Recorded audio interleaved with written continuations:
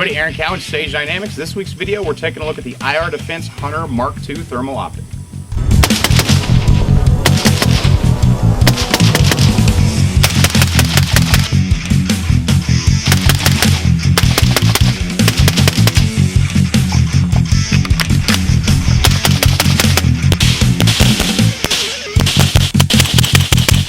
I first saw thermals in the military, and they were housed in vehicles. The Bradley fighting vehicle, I remember the thermal from that, taking a peek up in the turret and getting a look, and the system was amazing. But of course, that's military grade, if you want to use that term, and it's mounted in a vehicle, which means it's got a dedicated power supply and it can be big. It doesn't have to be any kind of compact or necessarily man portable because it's mounted in a vehicle. We had some handheld units made by Insight, but the hertz on them were really low, and max hertz matters when it comes to digital optics. So the ones I had were 3, and then later on in law enforcement we had a handheld unit that had 6 hertz, which was pretty blazing fast at the time. The problem with them is they're not real time. So if I'm looking through a low resolution, low hertz unit and I move left or right, I get those stutters. It doesn't track in real time. Kinsey's Optics had this thing.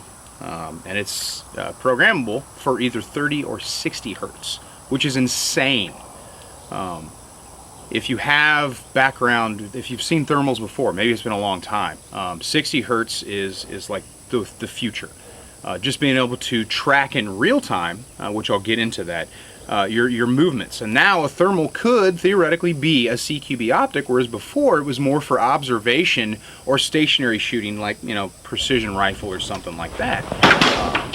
Being able to have a 60 hertz optics gives you the option, if you need it, to use a thermal as a CQB optic, which is definitely appealing to me. Now, the IR Hunter Mark II necessarily wasn't developed for that purpose. The IR Defense has other options for that avenue, but I don't really hunt. And this is an optic that would appeal more to those who hunt, which, I'll get into that as well. So for me, I'm going to use it for the kind of practice and the kind of training and the kind of stuff that I do, which is mainly self-defense focused shooting. So just talking about the Hunter II, it's recoil rated to 308, which is important. Good to know that it's going to handle that caliber and calibers below it. 308 is a very common hunting caliber, and it's a very common caliber for precision rifle law enforcement applications, as well as personal defense. Some people out there, even in the less free states, because the AR platform is so restricted, they go with the 308 platform that's semi-automatic, and that's great. The weight's not that bad. It's just over 2 pounds. The finish is black, corrosion resistant, which is awesome, and it's got a Picatinny mount. It's actually a LaRue mount, which, if you're familiar with LaRue mounts, they are pretty bulletproof. Getting into some of the other features. It is a thermal optic, which means it doesn't work the same way that a traditional optic does. It doesn't even work the same way that night vision does. A lot of people try to compare night vision and thermal. They are two totally different systems. Thermal works whenever. It picks up heat. It picks up contrasts between heat. Whereas night vision is just an image intensifier, which collects all available light and allows you to see whatever there is to see. So they're two totally different systems. There's no real reason to compare them. They both have their advantages. When it comes to thermal, one of the biggest disadvantages with it is just based on the nature of the technology, you cannot see through glass. It is also very difficult, as you'll see, to get a positive identification on one of those two-legged predator type people. If you're using it for hunting applications, like a pig is shaped like a pig, just be sure it's a pig shaped like a pig, a deer shaped like a deer, so on and so forth. Coyote shaped like a coyote, groundhog shaped like a groundhog. Like, it's all pretty much self-explanatory. But for law enforcement or self-defense applications, that positive identification you get from, actually knowing, like, okay, that's a person, but we need to be more specific. So it does struggle a little bit when it comes to PID, just based on the nature of the technology. It doesn't mean it's impossible to get PID. It's just incredibly difficult versus other systems such as night vision or white light. But those are really the only two drawbacks. Battery life, of course, is a potential issue depending on what you're going to use it for. But when it comes to, especially the AR Hunter II, the two biggest deficiencies I can see are just problems inherent with the technology. And it's something that's not really can be overcome, at least as far as seeing through glass, because that's just a technology issue. When it comes to PID, I will tell you that the IR Hunter II gives me a greater ability to discern facial features because of the high contrast than systems I've used in the past. Because thermal is a digital projection, you'll notice looking through the screen, the first-person video I was able to do, it's a rectangle. The cool thing about that is you're actually looking at a projection screen. You're not looking clean through the optic, which is why in the past there have been frame rate issues with those lower hertz units. But at 60 hertz, I can make clean real-time transitions from target to target and get hits, accurate hits. The IR Hunter 2 offers multiple reticle options, which is pretty cool. It's got a traditional, what they call the TCR, the thermal combat reticle, and then there's a dot reticle and a thermal subtension reticle with a bullet drop indicator, distance indicator, for those of you who want to shoot long range. Digitally enhanced magnification settings, out to 8x, so that's a very useful feature. And then, of course, we get into the multiple options that you have for the type of thermal projection that you're going to see. You've got 6 settings for traditional thermal. You've got 3 white hot and 3 black hot, all contrast adjustable. Then you have what they call edge detection mode, which is a new feature. I haven't really seen it in a portable unit like this, and what it does is it gives you a distinct outline of what you're looking on, so you get a contrast difference. Issues that I've had in the past, one I remember in law enforcement, is dealing with trying to pick up thermal imagery in a background that was near the same temperature as what body heat would be. So this was in the middle of the desert. It was 98 degrees. It was during the day, and we're trying to find someone. And the issue was that person and the background were roughly the same temperature. So the thermal wasn't really helping us get it, but naked eyes wasn't really helping us either. And edge detection mode actually, gives us the outline of the objects based on their distance relative to the optic, which is super useful. For night use especially, it doesn't present as much light to the eye when you're looking through the optic as some of the other modes, so that would definitely help with night blindness or maintaining your natural night vision, your natural night acclimation to darkness as well. Now, my favorite feature of the Hunter Mark II is ETR, which is their enhanced target recognition. If you're familiar with thermal or just a little bit of education, just because it's a digitally programmed device, there are contrast issues, which I kind of already talked about with their edge detect mode. But if you have a thermal sight, it's going to reconcile those contrasts based on its programming. So if you're looking at a specific point of interest, depending on how smart the optic is, it may try to reconcile the contrast in that area, which really kind of washes out the target that you're looking at. It kind of eventually will help it bleed into the background. If you're on glass for an extended period of time, especially for a law enforcement application, if you're using a thermal for a barricaded suspect or something like that, and you're using an older thermal optic or one that doesn't have a feature like this, eventually that target is just going to, especially if he's not moving around a lot, he's going to start to blend into the background, which is bad. That'll force you to have to close up and recalibrate, bring it back, and then flip back out and reacquire, which is something you don't want to do, because depending on the optic, calibration can take time, and that's another option that's offered by the Mark II that you don't see with some of the other thermal optics out there. Again, not a comparison, but just bringing it up. That ETR helps prevent and negate that contrast reconciliation. It keeps what you want to look at in focus as long as possible, as long as there's not a significant change in temperatures. Because again, it is a thermal, it does pick up temperatures, but that smart software does aid you leaps and bounds above other thermal systems I've used. The Hunter Mark II has some other cool features. It's got a video out cable. In fact, some of the footage you saw was filmed with that video out cable.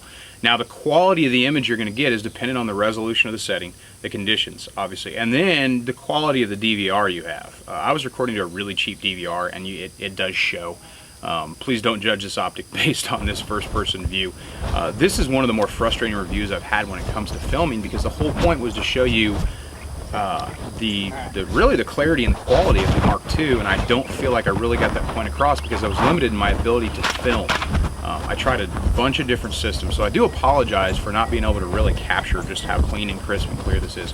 There are some other videos out there of the Mark II that show you how awesome, I'm just going to say it, how awesome their the thermal imagery is. So please don't let this be the only judge for function. Or I should not say function, but their actual resolution and quality. But I did give it the old a good try. So other features, I pretty much covered everything. The thing with thermal is it's an acquired taste, and it may not be something that you even need. So this review may honestly be lost on some, but I feel it's educational. That's why I try to, be as thorough as I can with talking about the technology and talking about the system itself. And thermal is one of those technologies that's continuing to advance because there's always going to be a demand for a better system. Just because starting out there were so many limitations with the technology that it's really improved. Just over the past 10 years, it's improved remarkably. And with IR Defense, some of their other systems are even more impressive than the Mark II. But it's, hunter is in the name, so that kind of makes you think that this is mainly an optic for hunting, and for that purpose it's awesome. But it's also something that can be used for law enforcement military applications. And that was my appeal, because I don't hunt. I'm just not a hunter. I grew up hunting, but I just kind of got out of it, and I don't have any plans on getting back into it. Other features, you can capture imagery with it, which is pretty cool, being able to take pictures, being able to download those. The settings, or the menu settings, the options that are presented to you, your ability to control and zero and everything like that, are really, really intuitive. The coolest feature, besides the coolest features I've already talked about, such as like edge detect and enhanced target recognition, is the ability to slave it to a day optic. If you want to run a red dot, or if you want to run even a 1-4, I was able to slave it to a Tridicon AccuPoint. You can do that. And if you have a reticle, or you have a system that you already like, you're able to slave it to that system using, they give you a really simple guideline to follow, directions, if you will, on how to do it. It takes about 5 minutes to get things slaved. So as long as your day use optic is zeroed, and you get you minimize parallax with the autofocus, you're good to go. And then you have a thermal optic, but you're still using your traditional optic, whatever your optic of choice is. That particular unit, you can't slave it to super magnified units, such as like a 4-12 or an 8x5 to 25 or what have you. But for aim points, obviously, if you're still one of those guys using a Neotech, or what have you, whatever your red dot system is, you're able to slave that, which is a pretty cool feature. So final verdict on the IR Hunter Mark II. It's probably the coolest thermal optic I've seen and used in a long time. I'm continually impressed with the frame rate, the fact that there is no delay. It's real-time transitions as I'm looking and moving through the target.